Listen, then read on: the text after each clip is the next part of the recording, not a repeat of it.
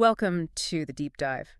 Our mission today, well, it's to give you a strategic look at China's automotive sector and its really quite aggressive global expansion lately. Mm.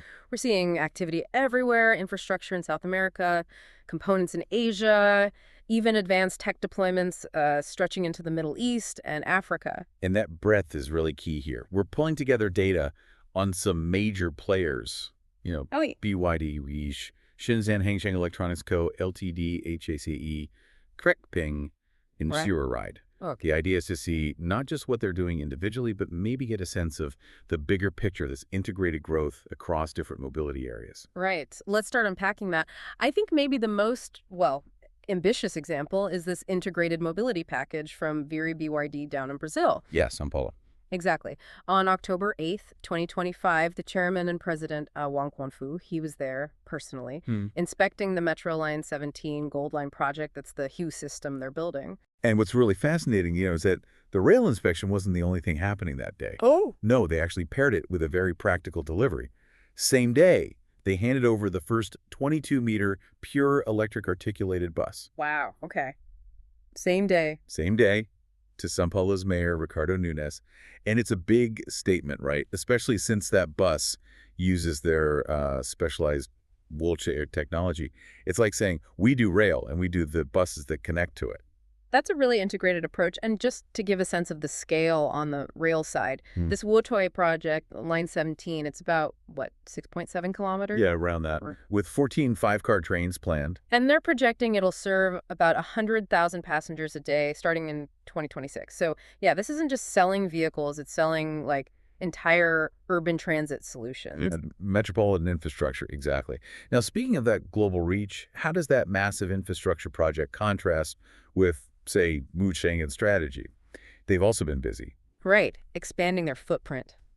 Just a few days before that BYD news, on October 4th, XPeng announced strategic deals in North Africa. Okay, where specifically? They signed with Smea in Morocco and also with XP Cars Tunisia in, well, Tunisia. Interesting.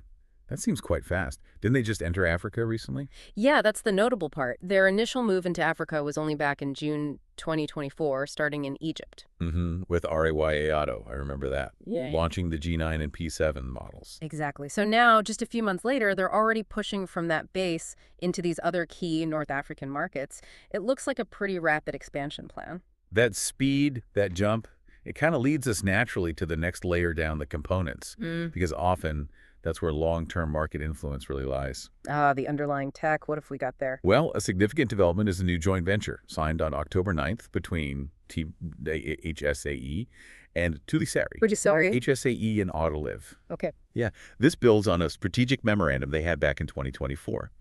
And the focus is very specific: R&D and manufacturing of automotive electronic safety products. Based in China.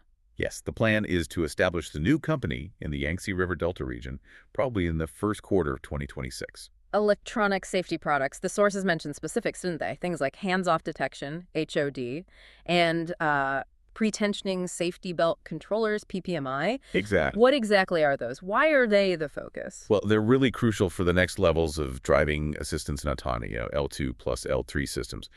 The hands-off detection, or HOD, is there to make sure the driver still has contact with the wheel, even when assistance systems are active. It's a key safety check. Got it. And the PPMI? The pre-tensioning safety belt controller.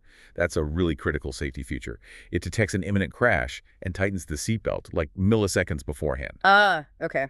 To reduce injury. It significantly reduces potential injury, yes. So this JV between HSAE and Autoliv, it really positions them right at the cutting edge of integrating these advanced active safety systems. Okay, so from components enabling safer driving, let's shift to full autonomous deployment. We're heading to the Middle East for this one. That's right, Juba Ride. On October 2nd, they announced the start of pilot operations over in Ras Al Khaimah. That's a Tori in the UAE. And this is a partnership. Yes, with the local transport authority, the Orbarka, the Ras Al Khaimah Transport Authority. What kind of pilot is it? It's actually a dual launch, which is quite interesting. They've got the Uberobabus running. Okay. That's operating on a set route on Al Marjan Island, making 9 stops, basically connecting the major resorts there. And there are plans to expand that to Mina Island, too. So a fixed route service. And the second part. The second part is the Robotaxi GXR. This one operates more flexibly within the Ras Al Khaimah city center area. So they're testing two different autonomous models, simultaneously a scheduled bus and an on-demand taxi. Exactly. Two different solutions for two pretty distinct urban environments and needs. It's a smart way to trial the technology. So stepping back then, what's the big takeaway when you connect all these dots? We've got integrated rail and bus in Brazil, fast retail expansion in North Africa, JVs for high-tech safety parts, dual AV pilots in the UAE. It doesn't feel random. No, it really doesn't. I think the picture that emerges is one of really aggressive, multi-pronged globalization. It's hitting every layer: infrastructure, retail, core technology components, and future autonomous systems. Yeah, it's across the whole mobility ecosystem. Precisely. The sources together show more than just market entry. They show strategic positioning with high technology Yeah. and the sheer speed and scale of it all happening within, just days or weeks of each other. Yeah. That's maybe the most defining feature right now. Okay, that makes sense. So that leaves us with a final thought for you, our listener, to consider. We've seen these specific components, the pre-tensioning safety belt controller, the hands-off detection systems becoming the focus for JVs now.